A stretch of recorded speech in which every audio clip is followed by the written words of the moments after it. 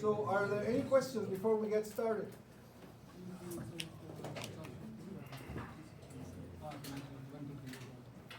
No questions? Everything is so clear in this class. I can't believe it. No, lots of questions. I'm just not sure what they are right now. Yeah. Okay, so tentative date for exam 1. I think, yeah, I was hoping for week 7. Week 7 is the week after reading break. But if it's in week 7, it's going to be towards the end, so meaning Wednesday. But it's probably going to be on the week after, week 8. Well, because you guys need more time to work on the assignments and stuff, and ask questions. Yeah, so probably it's going to be on March 2nd. It's a Monday, okay? But I will confirm anyways. Okay, so you guys are, because you guys should be already kind of almost done with assignment 3 that I was supposed to release last week, and it just came out today, right? Yeah. But nobody asked. I did say in class, it's already released, and then nobody said anything. Went through it, didn't see it. I was like, oh, maybe I'm just whatever. Got distracted doing the 5 other things. Okay. Anyways. Okay. So, is everybody clear with the demo that we did last class? I believe the gist was making sure that we had the 3 different areas for the alternate function. Yeah, we're gonna go over the alternate functions today again. But for the user part, remember that I said, well, it looks like this is going to be your transmit function, right? The TX? Yeah. So if I pretend that this is my ur.c, it's not my ur.c because my ur.c is already coded, but I named it underscore ur.c. What do you need to do? Well, you got this header already on Brightspace, right? There's a ur init, whatever. But if I were to code this one, for example, ur transmit byte, I need to copy that, add the brackets, right? And then add variables to this. And this one I'm going to call it purt as a pointer to the UART. And this one I will call it data, right? Because that's the data I want to transmit. See how simple this is. See, this is the same as the GPIO. So I gave you already a demo. And I told you, this is how you transmit a byte. So you're going to copy this. You're going to bring it over. Paste it. What are you going to change? H. Yeah, what are you going to put here? An empty character. No, it's coming in the function. Oh, data. Data. Okay. Is that good enough? Or I need to change something else? Yes. User 2. This is supposed to be generic for any user. So I replace it with this. Same here. Done. Function is coded. See? When I give you the receiving demo, what are you going to do? Same thing. Copy over and just replace. Where all this is going to go? What do you think? In which one of these functions?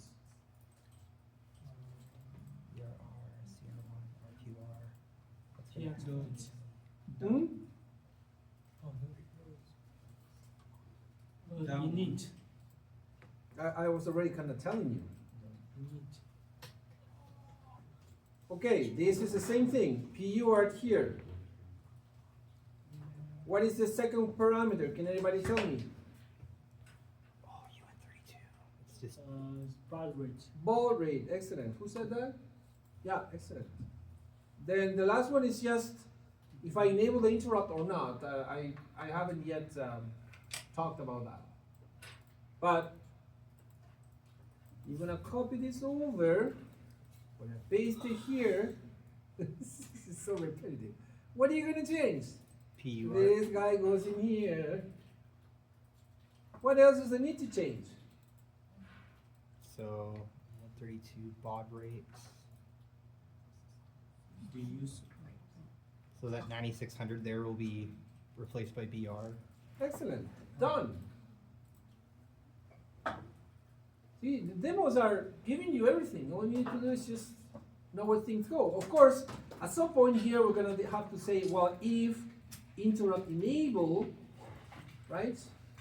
Because the interrupt enable here comes mostly as a flag, right? Do I enable interrupts or not? I'm going to say here, enable interrupts for RX, right? And then this one, well, if you want disable, but just not enable, right? Not enable is disable kind of thing. So, and this is going to be the same for all things that we code. I'm going to give you demos, and you just need to put them into a library. So now they are generic functions that you can use. In fact, for your GPIO library, I've given you everything. You just need to go to the demos and copy paste code and change things accordingly. All right? Questions? It's pretty simple. Yeah. Now, what are you going to do for this one? I'm not going to do anymore because Doreen is here. Is going to say then he gave him the entire library. What are you going to do here? Well, no, stop. The exam is still going to be difficult. Don't worry. What? Okay, don't give money. Okay. So, what does it describe? How do I define the ends of a string? How do we know it's the end of a string? Somebody already knows it. Anybody else? Huh? Yeah, the null character defines the end of a string. So then here, all I need to do, I'm not going to code it because then I'm giving out the entire library. All you need to do here is implement some sort of loop where you keep transmitting whatever is coming in and incrementing until you find a null character. Okay? Now we're going to talk about this in more detail for sure. Just to give you an idea, heads up. All right. Now before we continue with the UART, we're going to do the alternate function lesson, which is the one following to the UART. Okay? But before we do this, should we do this or not? Right away. Yes, we should. Yes. Because we did it with the other class. So we're going to go to Brightspace. And maybe I did this with you guys already, but I got a bit confused there. So there is a tool on Brightspace in Tools and Documentation. If you go to ST Tools, there's this STM32 CubeMX. Did I talk about it? You did. I did, yeah, I did with you guys, yeah. So I didn't do it with the other class. Yeah, so you downloaded and installed this, right? You installed this. If you install at home, you can do as an admin or for all users, whereas if you install here on these desktop computers, you just need to install for yourself because you don't have admin rights. Okay?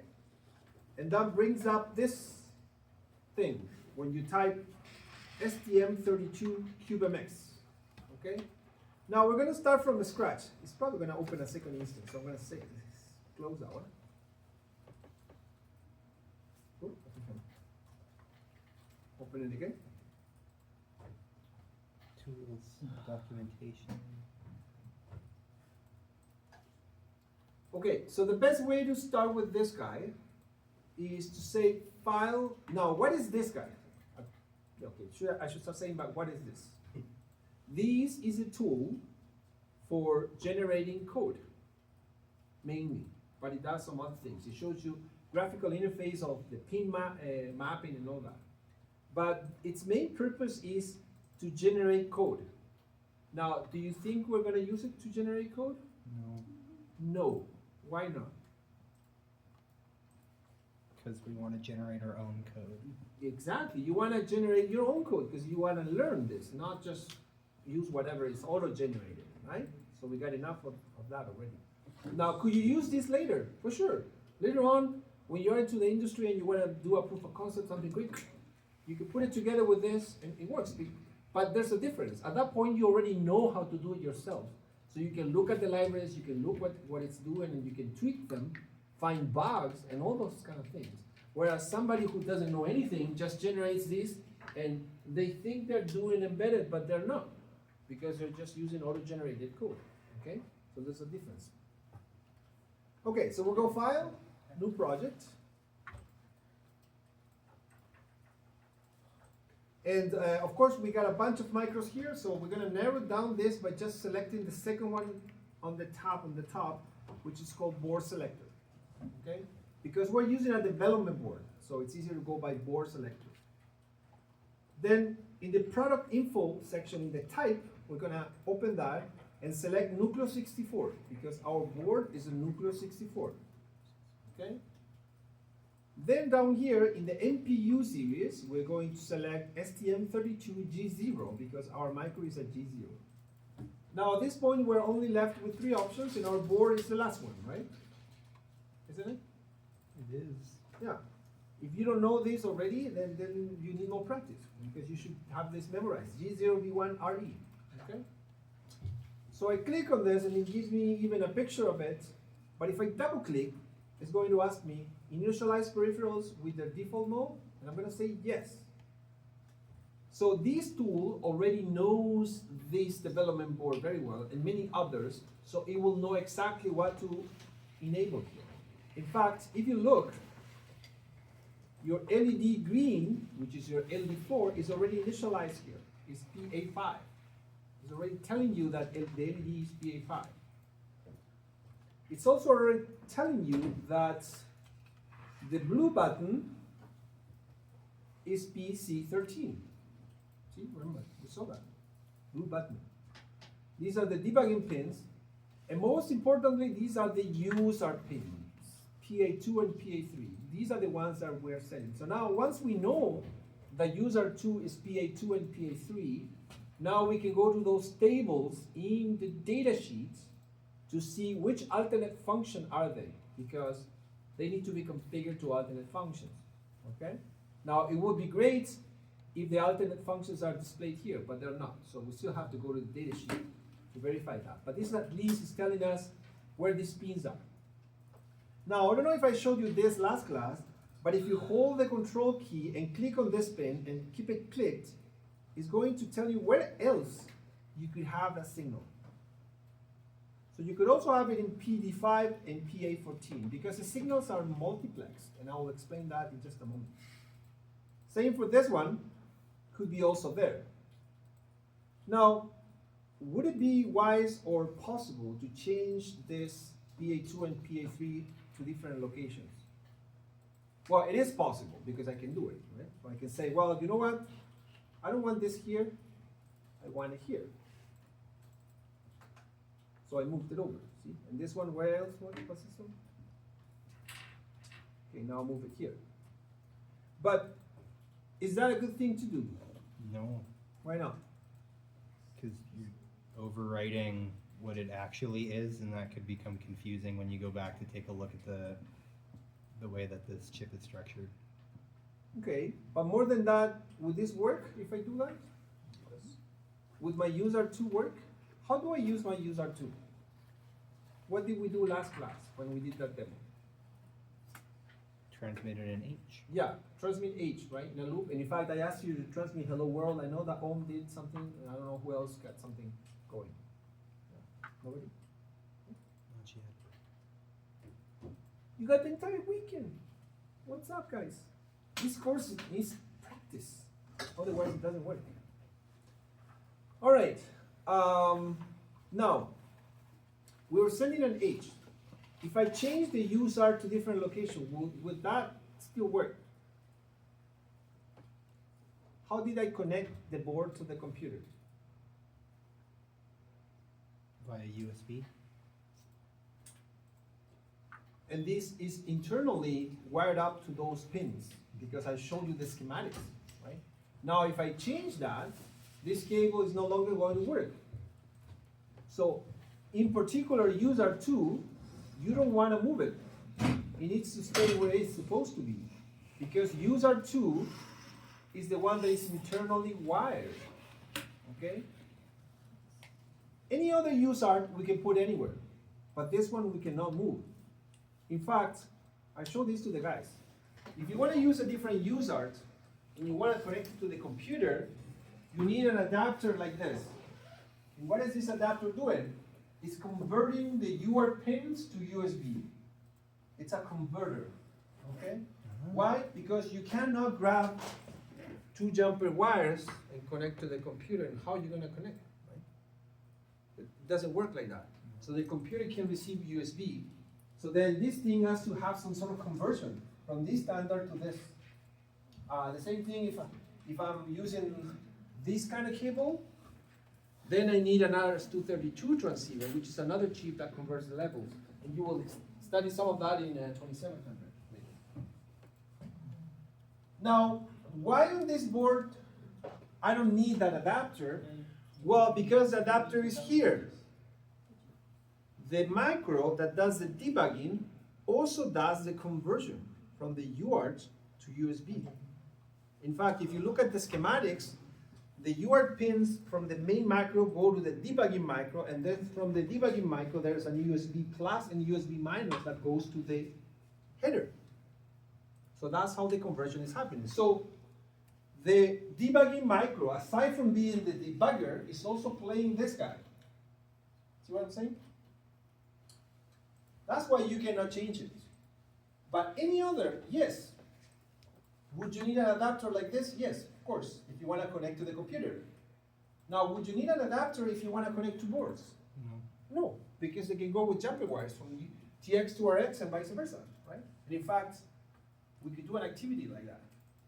I also have a bunch of these ones at home, so I can also bring them if we can do another activity. Because we have to do it in class, because you guys seems like, at home doesn't work that well. So we have to do it here then. Okay? But that's the case. Any questions about that? Okay, so let's say if I wanted to use USART1, if I ask you for an activity to connect two boards using USART1, where are you going to go here? You go to connectivity and you look for USART1. You click on it, and then please pay attention to the right side. A lot of attention there. I go from disable to asynchronous because we always want to use this as asynchronous. And it brings up two pins, PC4 and PC5. So this is already doing half of the work for me because it's telling me where those USART pins can be. Okay? Now, can they be anywhere else? Yes, if I hold control and click, it tells me that they can also be here or here. Okay? There are some alternatives. In this case, I could use either or, right? Because now this is not wired up to anything else, right? So I will have to manually connect it.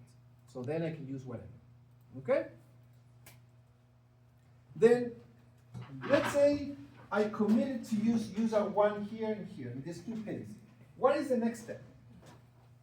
Once I know I want to have it on PC5 and PC4 and PC5, what do I need to do to start coding this? Well, first, before you tell me anything, once you have your library coded, your library is going to work for any user. Either USART2, USART1. That's the beautiful thing about it.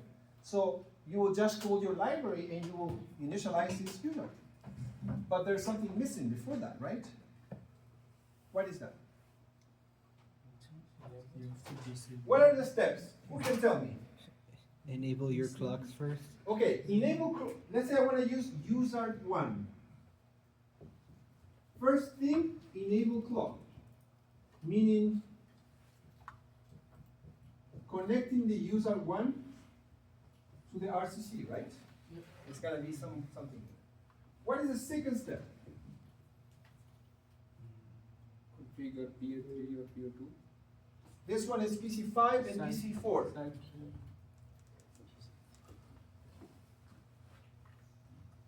So I'm gonna use exactly the words that M3 said. Configure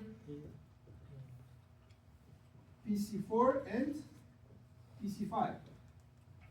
Can anybody else, aside from M3, explain what configure in this case means? Change to alternating function Alternate functions, right? using model. Yeah, the motor and all that kind of stuff. First, I need to go to the motor. Remember, the motor is by default analog, needs a 1-0 if it's alternate function, needs a 0-1 if it's GPIO output, a 0-0 if it's GPIO input. And this is in your GPIO library. I already updated the header for the GPIO library. Some already got scared because it's got so many functions, but you only need to code the ones that I asked you to code in the assignment, plus the alternate function one, because we already need that one.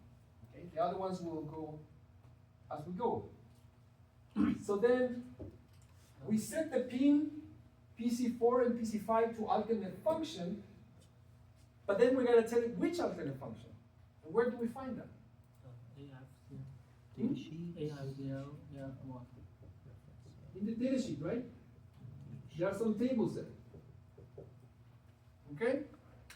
And that is what we did in the previous demo. If we look at the demo, all this part,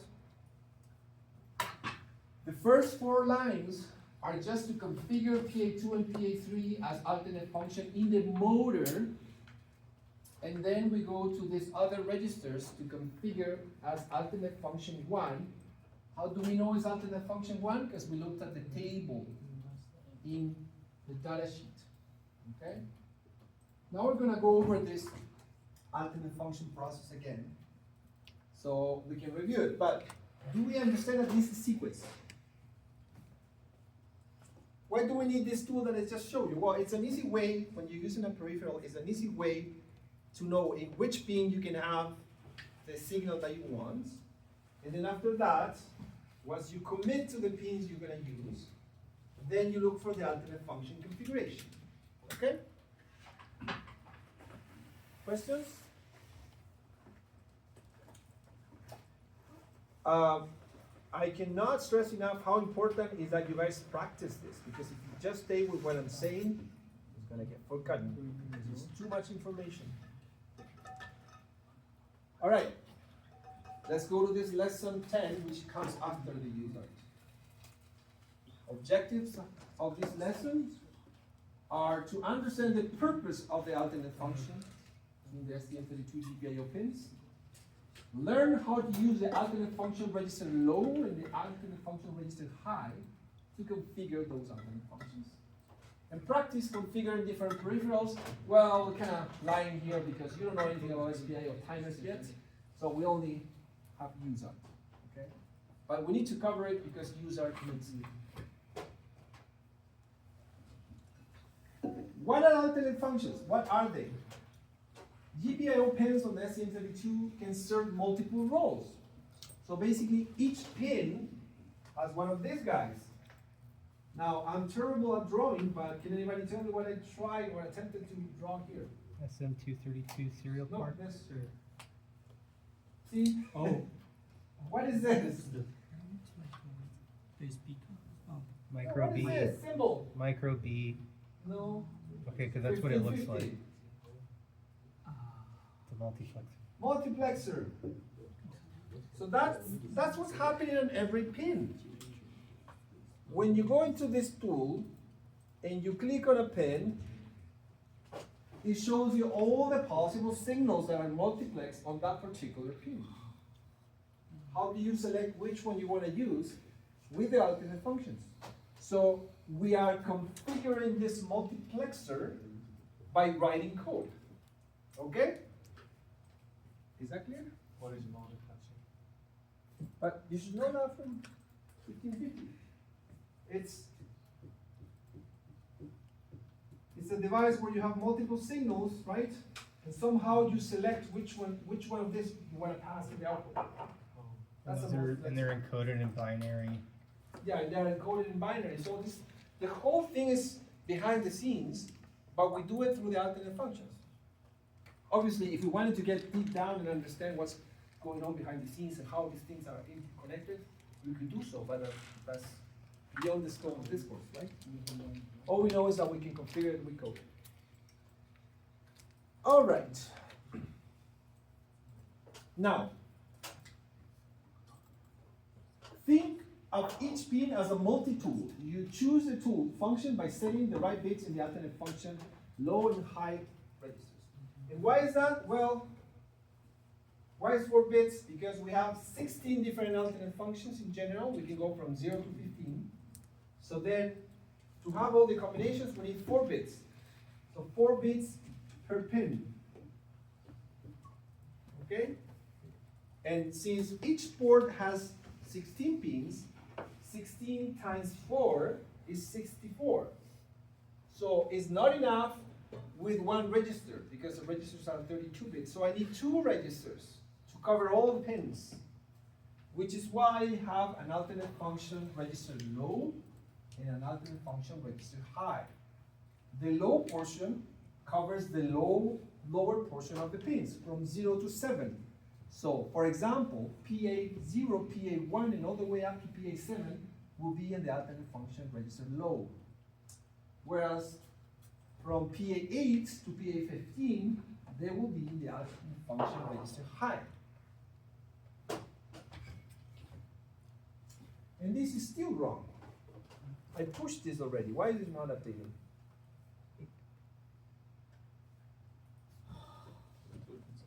Oh, it updated now. Yeah, this was a different register. Somebody in this section, maybe, because I asked the other section and nobody said yes, somebody asked me if you should put this inside your GPIO init. Was it anybody from this section? I think so. Maybe who was it then? Somebody asked. What do you think? Would you put this into your GPIO init? Something like if it's GPIO A, do this. If it's GPIO B, do that. If it's GPIO C, do that. You could if you wanted to. You could, right? You're right. Now, It's just you have to remember that you put that in there. yeah. Would that be a good practice? You know what? The mistake that I had there was sort of like a little bit intentional, not really intentional. The thing is that when I brought up all these notes, they came originally from this micro, which is a different micro. It's also an STM, but originally when we were moving on to this course, when I designed the board, we were going to use this micro, which is an M4. It's a more powerful one. Now, though that one has a different mapping on the clock, so the GPIOs get enabled in a different register. Yeah, so not all the micros are going to have an IOP in a NR. They could have a different APV, whatever, because the clock system is different. So then you could set it as an STM32 library, but it would only be pertinent to that particular. Yes, yes. And products. that is what I want Right. you guys, because this is one of the most difficult things I have here when I teach these courses, is to make you think beyond the scope of what we're doing here. And you always need to think, when you're thinking yourself, is my code good or bad, or is it good enough? Ask yourself this question: is this scalable? Can I scale this? Can I port it to a different micro? And if you decouple this part from your GPIO library, then it's 100% portable, because all the STM32 family micros, they have a motor, an ODR, and they have the same registers. So all that will be portable, whereas this won't be. So this is more like a low-level thing that is a one-time initialization that needs to go in a different function. Decouple from your library. That would be my advice. You can certainly put it inside if you want. Unless you set a variable to that particular type of Yeah. thing, and then you could pass that, and that might be more portable. I'm going to open this door. This is going to That's pretty good. 25. All right, let's carry on. So the first thing, before we set the alternate function, in this particular case, this example wants to use a user1, and it wants to use it on PA9 and PA10. Is that possible? Yes. How can we verify that? Go to our With this, cube right? Thing. User 1 is already here, so I'm going to move it to PA9, Yeah, there's this. and this one to PA10. Okay. Going back to the lesson.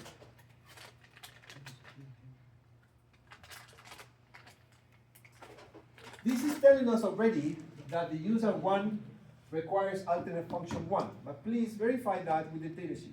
You can do so, okay? I'm going to try to see if I can put those tables.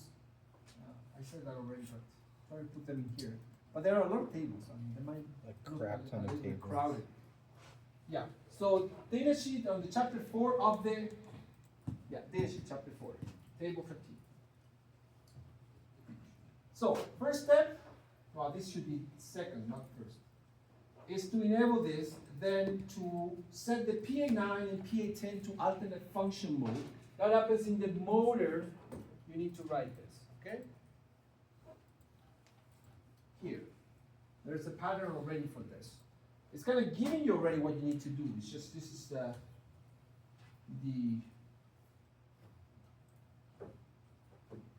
for clearing, right? This is a 1-1 in binary, and this is for setting 1-0. It's the same thing. We've done that enough that you can have it in your library very easily. Now, we want to write alternate function 1. Now, here's the problem. PA9 is in the higher portion of the register, so it starts from PA8. So technically, this is the second pin in that register, in the high register. That's why it goes in here. And that's why I'm doing 9 minus 8, because the first 8 are in the other register. So it's not that I have, because if I don't do minus 8, I'm going to be shifted by 9 times 4 is going to be 36. It's going to be shifted out entirely, because the register is only 32 bits. So I only want to be shifted 1 times 4, because PA9 is the second one on the higher register. Same for this one. And remember that there's no such a thing as alternate function register high or low. It's really alternate function register at 1 and 0, where 0 is the low, 1 is the high. Okay? Because it's split in an array of 2. The general formula is really what you need for your alternate function, because this is telling you everything. Let's say you're looking for to configure PA9 where it says n put 9. Done. Here, if n is less than 8, do this. If it's more, do this. Why? Because now we're going into the high register. And that's all it is. If you follow this structure, your alternate function would be coded perfectly. And how can we practice? Well, we practice with this. How can we check? After we code our function, how can we check that our function is working? Could hook it up to a scope and see if there's a signal. Easier than that. Yeah, okay, that's the ultimate test. But before that, Send a letter. Just send a letter. send the line. Letter. The letter, send the letter. Oh, but even before that, before sending anything, So before that. what is the tool that we were using for like 3 weeks before starting working with the board? Debug, right? So you can look at these registers and see if they're actually getting what they're supposed to. And that's what I did last class, remember? I was looking at the motor, how it changes, I was looking at this. I know that's kind of tedious, but it's a good practice, because then you learn how to use the debugger, and you make sure that things are working. Okay? Any questions about this?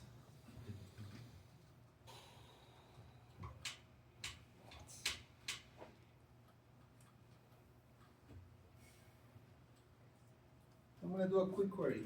Who's got the GPIO init alternate function coded? Who's got, okay, I'm going to open the library here. GPIO.h, not .c.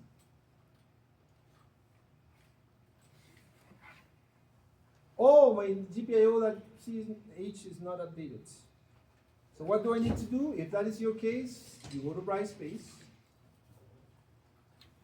This is our section or not? Here, you go to Brightspace, you go to Contents, you go to GPIO, and you download this GPIO.h. You put it where? Where do you put your last one? Where you put your libraries, so which is here. So I'm going to copy this path, paste it here, and I'm going to override the one I have. No problem, because the one I have will get updated eventually. And whatever I have coded, it won't get affected. But why? VS Code is annoying, huh? It is. Or maybe I did download it in the wrong. No, this is correct. It's 1250. Okay, let's do it again. So it's like almost like VS Code resists the change. I've noticed sometimes I have to do a build or a rebuild for it to stick. So it seems like there might be an issue with the binaries just not getting updated properly. Yeah, but this is in the library. That's annoying.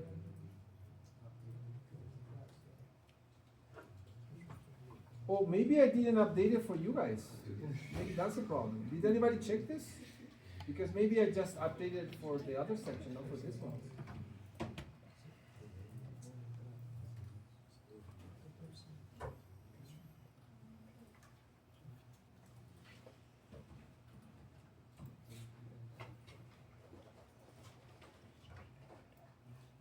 Yeah, it looks like I haven't updated this one. Okay, let's go to the other section. Maybe I have it in the other section.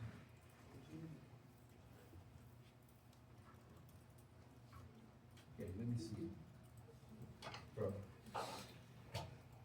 This section, let's see. Contents.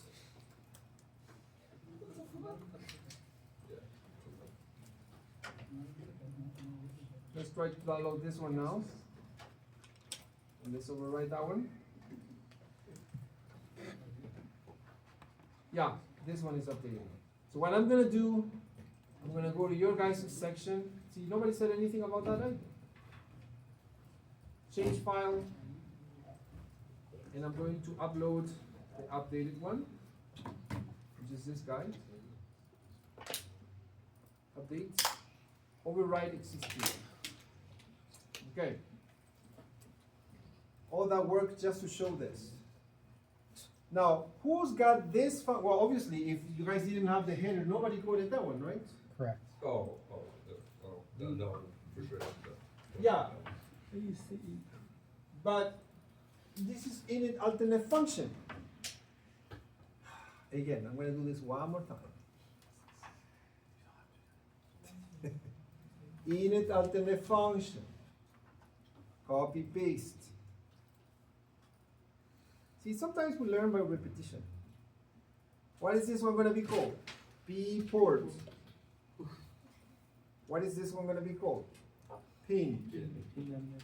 What is this one going to be called? Pin 2. AF, yeah. Bracket, bracket. You go to my demo, which is your demo, which will give you an example. You copy this entire thing. You paste it here. Oh, not that. In class 7. Yeah, of course, the demo that I showed you could be alternate functions. Yeah. You paste it here. Yeah. Then what do you do? What do you do? Change. Change this guy to this. This is so generic. Look at that. Of course, this is going to have to change a little bit. Okay? Because this is more like hard coded. But then at this point, what do? You go to the lesson and you look at this. See what I'm saying? It's not that hard. You just got to get your hands on it. Okay? Gotcha. Alright, so yeah, because next demo, I'm just going to run the thing with the library. Okay, so I'm going to zoom. Huh? change this to alternate. Yeah, the GPIO, well, the UART as well, because I'm already giving you like almost like two of the UARTs. Any questions about this thing with the alternate functions? No. I'm going to turn the page on it, because I said I was going to repeat the lesson, and as of right now, I just say this is completed. Okay. Okay? And hopefully it's recorded. It is, sir, yes. Okay, let's go for a 10-minute break. And then when we come back, we're going to continue with the UART demo, but we're going to do the receiving part. Okay?